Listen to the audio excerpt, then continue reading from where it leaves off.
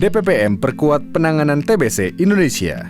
Beban TBC atau tuberkulosis Indonesia tertinggi ketiga di dunia.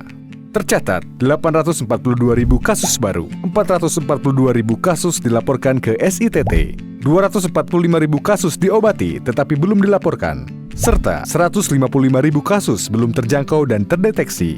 Ini menjadi gambaran rendahnya angka notifikasi kasus tuberkulosis di Indonesia, terutama oleh fasilitas layanan kesehatan swasta dan dokter praktek mandiri.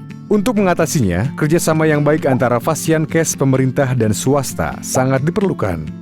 Kerjasama ini dikenal sebagai jejaring Public-Private Mix atau PPM. Penerapan PPM bertujuan meningkatkan penemuan kasus tuberkulosis, serta menjamin tersedianya akses layanan tuberkulosis yang merata, bermutu, dan berkesinambungan.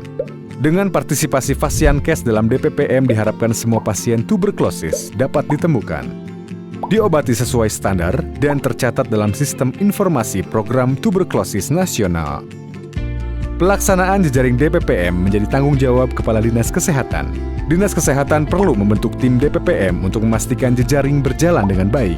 Pelaksanaan PPM tuberkulosis dapat dibedakan menjadi: pertama, fasilitas kesehatan tingkat pertama atau FKTP. Puskesmas memastikan jejaring layanan tuberkulosis di wilayahnya berjalan dengan baik dan sesuai standar.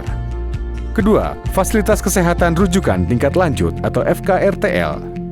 Rumah sakit pemerintah maupun swasta menyediakan layanan rujukan. Peran dan fungsi para anggota koalisi organisasi profesi atau KOPI-TIBI juga sangat diperlukan. CTB bersama Dinas Kesehatan mengadakan pertemuan mereview penerapan PPM dengan fasilitas kesehatan FKTP dan FKRTL. Pertemuan ini membahas penerapan pendekatan DPPM dengan revitalisasi tim PPM, melibatkan organisasi profesi dengan membentuk koalisi organisasi profesi, merencanakan penguatan jejaring internal dan eksternal di puskesmas dan rumah sakit. Keberhasilan PPM tuberkulosis dinilai melalui monitoring dan evaluasi. Monitoring dilakukan secara rutin, berkala, dan berjenjang sebagai deteksi awal masalah. Evaluasi dilakukan untuk menilai sejauh mana pencapaian tujuan dan target dengan indikator yang telah ditetapkan. Ada 5 indikator yang digunakan, yaitu: pertama, regulasi kebijakan dan pembiayaan kegiatan PPM di kabupaten kota. Kedua, mekanisme koordinasi dalam pelaksanaan kegiatan PPM. Ketiga, persentase jumlah penyedia layanan kesehatan yang terlibat. Keempat, kontribusi penemuan kasus tuberkulosis. Kelima, angka keberhasilan pengobatan.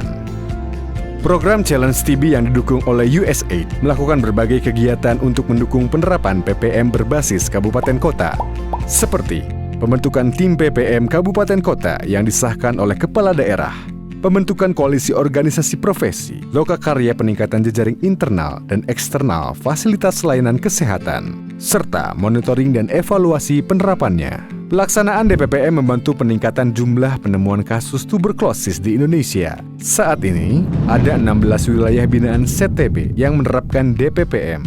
Dengan penerapan DPPM yang kuat, maka Indonesia dapat mewujudkan eliminasi tuberkulosis pada tahun 2030. Temukan tuberkulosis, obati sampai sembuh.